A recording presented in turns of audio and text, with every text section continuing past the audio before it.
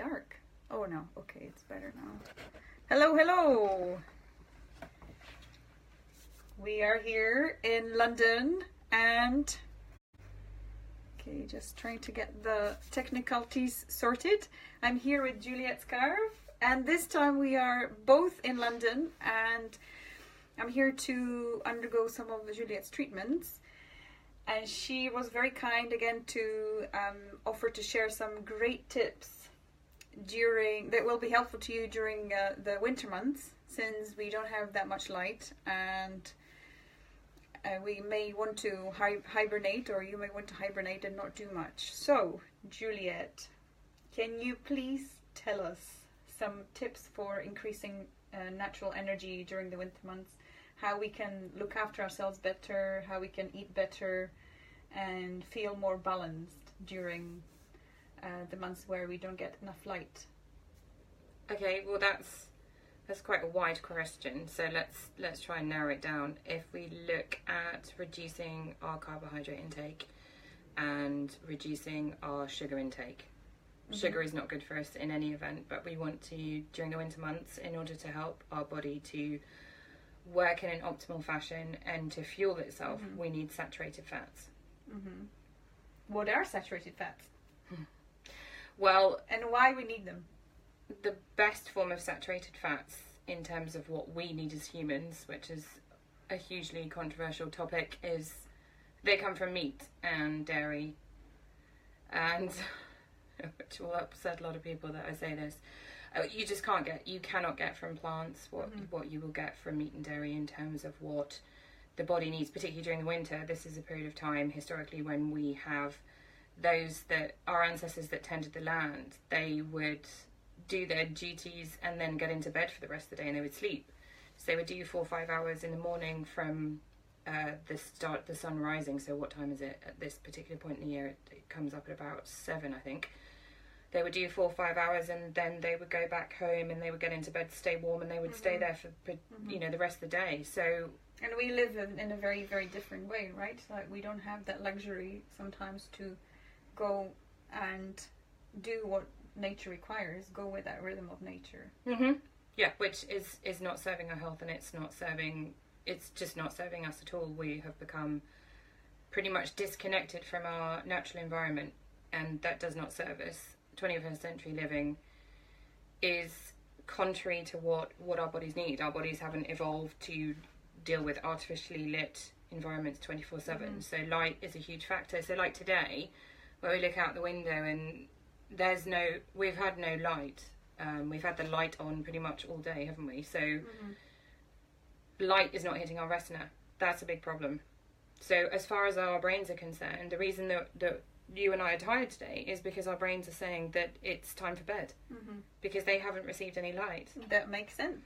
So from the moment we woke up this morning, by looking outside and it's difficult to explain, but we have a complete whiteout here in London today from all the chemtrailing. So you cannot see a patch of sky. It's just a massive whiteout. So we have had no light since we got up this morning, and therefore our eyes have not... The first registration of light is our eyes, our retinas, and so they haven't taken in the light, and so therefore our brains say, well, it's time for bed. So of course we're not energized. Why would we be? And so how can we overcome that? How can we help? Can we choose a particular type of lighting as well in the house, or how can we... Yes, natural light bulbs, hugely important.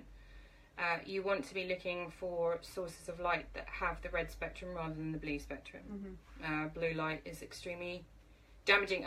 What my advice in the normal course of things, but today it doesn't apply, would be is that whatever time you get up in the morning, go outside and ground yourself, ideally with bare feet, but look at the sky, look at the light at that time, rather than the first thing that you look at is your phone, because the light coming off your phone is going to completely trick your brain into what time of day it is. So for example, if you look at the light that's coming off any standard phone, because it has so much blue light, if you're getting up at 7 and the first thing you do is look at your phone rather than look out the window or go outside, your brain is going to think it's around midday rather than the time you get up.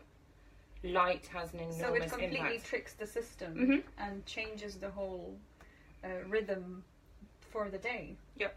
And that is why people... Would that mean that we would get sort of tired quicker?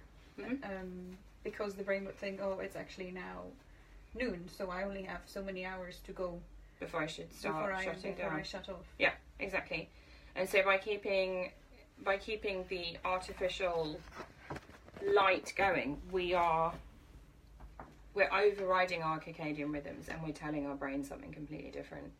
And that is why children are completely wired and will not go to sleep. It's not just what they eat, it's the fact that their systems haven't really got a clue what time of day it is. And the time that they think it is, the life that the children are living is completely contradicting that. And so parents seem very confused as to why children just won't settle, and that, you know, bedtime, I hear this from so many clients, that bedtime routines are like the most stressful part of the day. And they say to me, you know, will this ever end? Will my children ever stop misbehaving at bedtime? You know, will there be a time when they just say, okay, I'm tired now, and off they go? But children are completely overstimulated from their environment, from the light that they're taking in. And one of the most powerful things that anyone can do, particularly parents, is to download blue blockers for I've done that, and iPads, phones. And I have felt the difference. Yeah.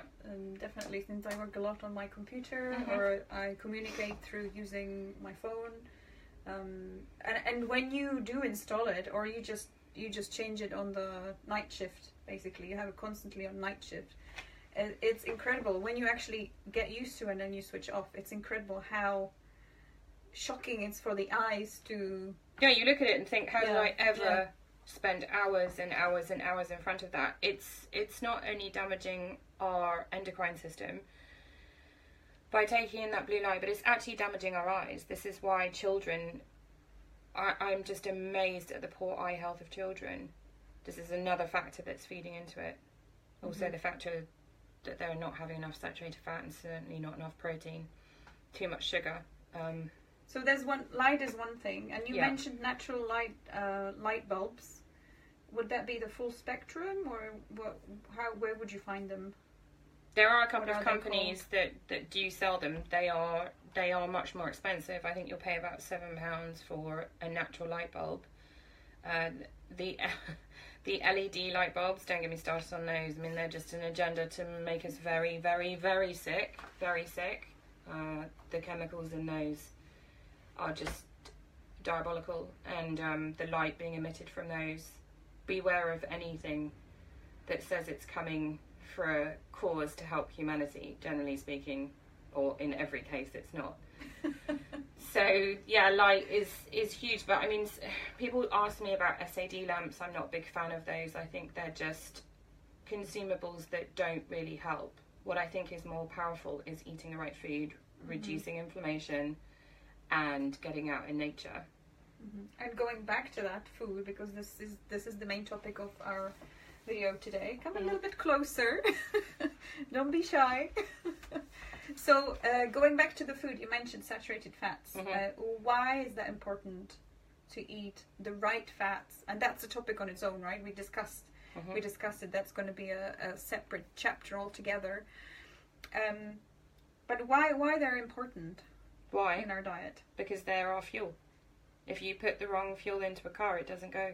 And what do they fuel? Do they fuel the whole body? The whole thing. The endocrine system. It's like the oil in the machine, but also the fuel. So hugely important. Hugely important. So what are the good fats? Obviously there will be, people may hear saturated, unsaturated, monosaturated, polysaturated, trans fats. I mean that's a topic on its own, but just to specify it and to be quite simple and straightforward, what are the good fats that we should have in our diet? Well, good fats come from coconut, they come from avocado, but many people can tolerate neither of those. It's completely down to the individual what we can and can't tolerate. Some people's blood type restricts their ability to break down these fats found in plants. That's something really important to consider. There is no one size fits all. In terms of, so you've got the medium chain, the MCTs from coconut products, but you want to have them raw. You want to have anything anything that is fat-based, you want it to have been completely unprocessed, so you want raw.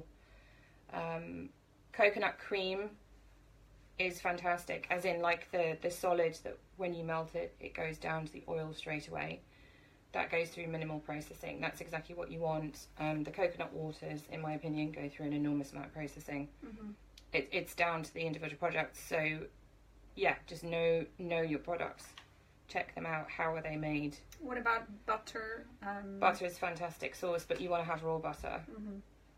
And that's not so difficult to source. In the UK, well, actually I can't speak for Scotland, because I think it's completely different in Scotland. You might know this. Yeah, but it's actually, illegal to sell raw dairy. But you can get... all of it? Yeah, but you can, I think so, I'm not 100% sure, but you can source it, you can get it shipped from the UK, from England, and just store it in the freezer.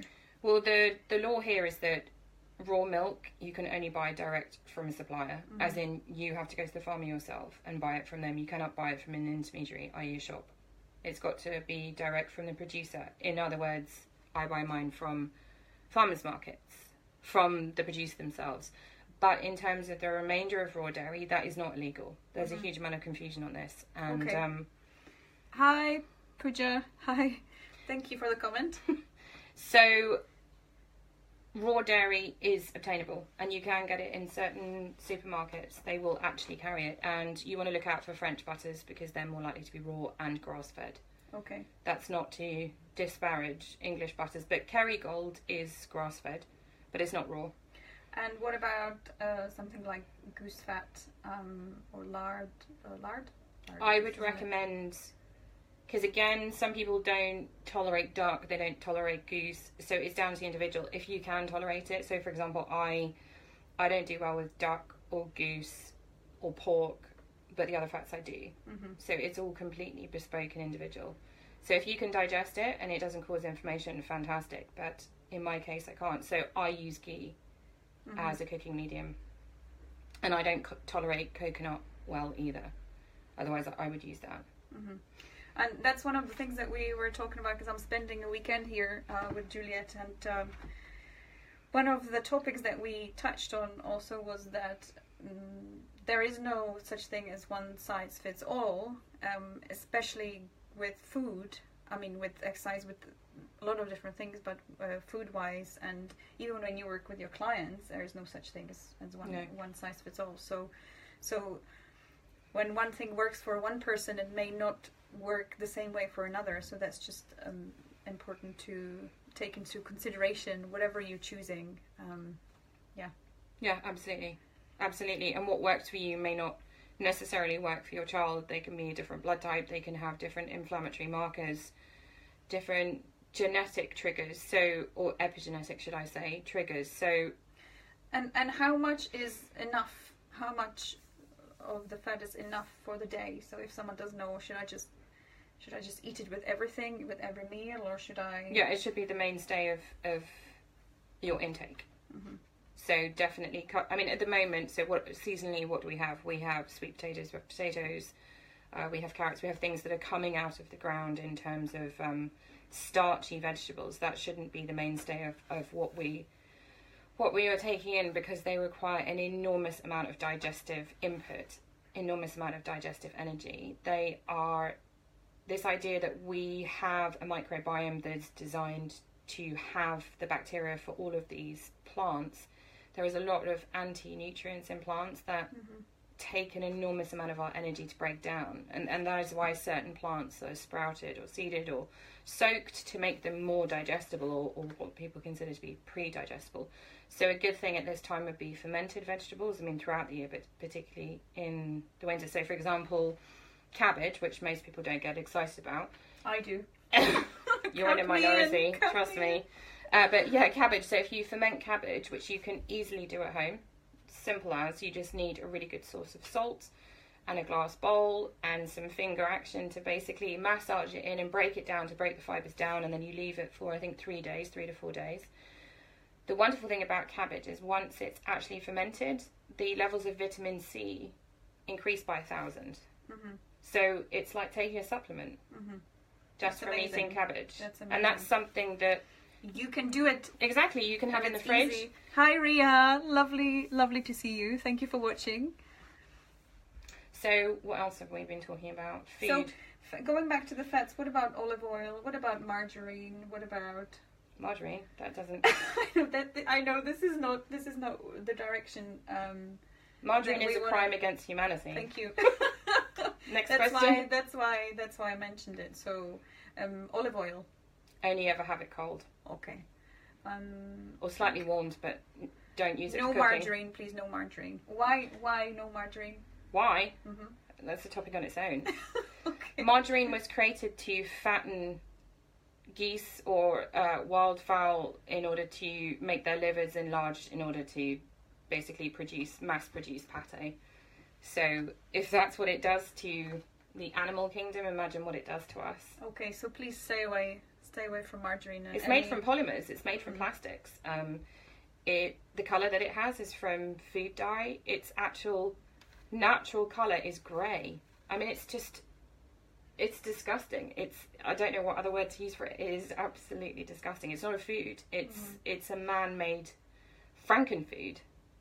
And we are talking about natural sources of saturated fat to keep us energized for the winter.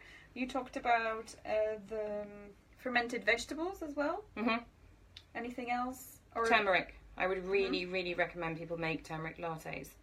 There are loads of fantastic recipes all over the web, but if you get turmeric into you every day, and ideally with some black pepper tea, because that helps the bioavailability of it to the body, that massively helps to reduce inflammation. But turmeric has thousands of health benefits for the body. Would there be anyone that shouldn't take turmeric? Would that be any damage that it can cause? No, I haven't found that in any clinical work, that anyone has had any sort of reaction to turmeric. It's one of those, I mean, it's a plant. It's more than a plant. It's an adaptogen. It adapts to each, and so how it would react in your body would be different to mine. It goes to what you need at that time. So yeah, turmeric, amazing. Cardamom is another. Any of those kind of spices. So chai, not the pre-made processed stuff, but making chai lattes at home. Anything with a depth of spice is beneficial at this time. And why would that be? Because it's very warming to the digestive system. What about raw foods in winter? No, absolutely not. Okay. Absolutely not. We don't, I mean, raw food is a particular hot topic of mine, but I mean, you need to warm vegetables in order to get the nutrients out of them. Science has proven that time and time again. I was raised within a family where raw food was considered to be very important and the way forward, but I have not found that either with myself or indeed anyone else that I've treated, that those that are following a raw food diet are missing out on key nutrients. And I know that upsets people and that offends people, but that's the truth of what I've seen in my clinical practice. And raw food requires an enormous amount of energy to break down, and if someone's microbiome is out, if they've taken just one course of antibiotics, or they've had, I don't know, any sort of sickness bug, that is just going to knock out what's needed to break these foods down. If you feel heavy after a meal, or if you have any sort of symptoms like heaviness or tiredness, or I need a nap, or you've got a headache, or you just have a bit of brain fog, then that means that you're eating foods that your body just doesn't find digesting easy. If your temperature goes up, or you feel any sort of activity in your lower back around your kidneys, that's because your body is working really, really, really hard to digest something. That's not how we should feel after eating. So I encourage people to do it on a as and when basis. Have a meal and see how you feel. See what it feels like. Yeah. See how you feel. Drink good coffee. Not too many a day, maximum 2 a day, but proper coffee. Like we did by adding the fats in. Delicious. So going back to butter, put butter in your coffee. It's a fantastic source of vitamin D and K2, and you need the cofactors to absorb. So vitamin D is a hormone rather than a vitamin. There's lots of controversy as to why it was called vitamin D in the first place, but anyway. And it needs K2 in order for the body to absorb it. It also needs other things like magnesium and other trace minerals, but it definitely needs K2, so butter is a perfect solution to that. So get some wheat-free bread and slap on load of butter, you wouldn't enjoy that. I would. Butter's amazing. Well, you've been trying out the raw butter and you love it, don't you? I could just eat on its own Exactly. If it was up to me. There are people who I think do that. They get a spoon and off they go. But yeah, butter is fantastic. What else? What other fats have we? In terms of meat, I stay away from pork. Most people find pork very, very, very difficult to digest. I know there's lots of videos floating around on the web about how it's full of parasites and all of this other stuff, and there's a huge amount of contention to do with it. I mean, pigs don't sweat. So ask yourself this, they're like the trash buckets of the animal world.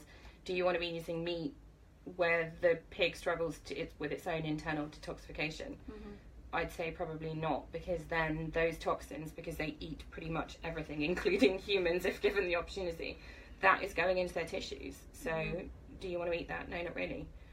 Do I support mass farming? No, I absolutely don't. Do I buy meat from it earlier. Thank you, Pooja. Thank you. Please share widely everywhere you can. Okay. No, I absolutely don't support mass farming. I support buying direct from producers. And again, we talked about it in one of the previous videos that we are both supporters of animals that are treated very well and that are grass-fed and that are living as naturally as possible. So that is a no-brainer, right? When we talk about meat, we talk about sourcing really, really well. So you talked about pork. What other types of meat you would recommend for the winter? And how often, really? Because it's individual, so these are sort of generic guidelines. Well, certain people find chicken, and this is the best source chicken, really, really difficult to digest. Again, it's on an individual basis. Have some chicken, how do you feel? And people who find chicken difficult to digest will quite often find sulfur-laden vegetables difficult to digest. So if you've got someone who struggles with chicken, they'll probably struggle with raw onions, they'll probably struggle with raw garlic and peppers. Those kind of veg. So that's a good indicator that chicken is just not your friend. If you struggle with chicken, I would recommend you move more towards game, or certainly give beef and lamb a try, because I think you'd probably be absolutely fine with that. And how much? How much? How much per week would you have? Or I would focus on saturated fat being the mainstay of each meal. I mean, I start the day with chicken livers, which would not necessarily excite most people, but chicken liver pate on seeded bread, wheat-free seeded bread, and it keeps me full till lunchtime, keeps me full for like 3-4 hours, and it's absolutely amazing for children, because if you're sourcing organic chicken liver, that seems to be the one that they're much more likely to eat rather than the other livers, because they're quite strong.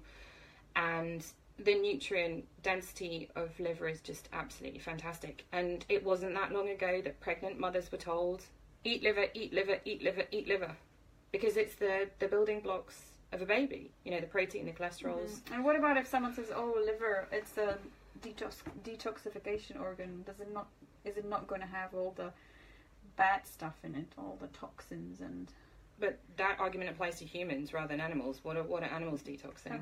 Well, they're detoxing grain if they're eating it, but you wouldn't be buying an organic chicken liver. Is not going to have been subjected to that. They'll have been eating grass, grubs and running around, because those are the welfare standards for organic. So it's a completely different argument. And what if someone is a vegetarian or vegan? What, in terms of saturated fat? Well, again, most of the vegans that come and ask me for help, they are eating completely the wrong foods for themselves. They're focusing entirely on plants, and they're ignoring the fact that they are having all sorts of pancreatic, liver, digestive issues, because they're more focused on the ideology. They don't want to focus on, how does this make me feel? Do I feel energized? Is my skin clear? Is my hair thick and long? They're more about, but the animals. And I say to them, well, hang on a minute, what about you? If you're sick and tired, how are you going to be helping any animals, or indeed yourself? So again, I've treated a lot of vegans who've got massive chronic issues, and if any of us are eating the wrong foods, it's going to manifest in our physiology. And the warning signs will be seen through our skin, as we've discussed before, through hair, through quality of sleep, through pretty much everything. The information is there. It's whether we want to kind of pick up on it and say, why am I experiencing this, and what's the underlying cause of that? Okay. But in terms of the overarching takeaway point is that eat fat during the winter to feel better. And have a good source of sunlight. Ground yourself. Yes. Eat fermented vegetables. Also cooked vegetables where possible. Book a winter holiday to the sunshine. That's Yep. definitely a I'm in. recommendation. Definitely find somewhere, go as far south as possible and get as much sunshine as you can. It's hard for us, you know, in the Northern Hemisphere we have the highest rates of suicide because of the lack of light. It's tough. It is definitely tough. So we want to be eating things. Animals have absorbed sunshine through the food that they've eaten, and we want to be reaping the rewards of that. And what about, you mentioned vitamin D, but what about vitamin D supplements? Is that a good idea, or would the only source really be sunlight for us? Or can we trick our bodies somehow to get more? Well, I've spent most of my adult life researching supplements and using myself as a human guinea pig, and I'm not a big fan of them. I think most of them, to be honest, how do you even know what's in them? How do you know that what you're getting is what it says? You don't know. You can't put it through independent testing. So I don't find, certainly not with children, that the supplements are necessarily helpful. The ones that I can't think of the brand. There's one that's a little spray. That seems to be quite useful. But what you want is 10,000 IU or more. And you want to be taking that every single day. And, you know, on a day like today, you would probably want to be doubling up because there's just absolutely no light coming through. I mean, I feel foggy headed today because I have not experienced any light today.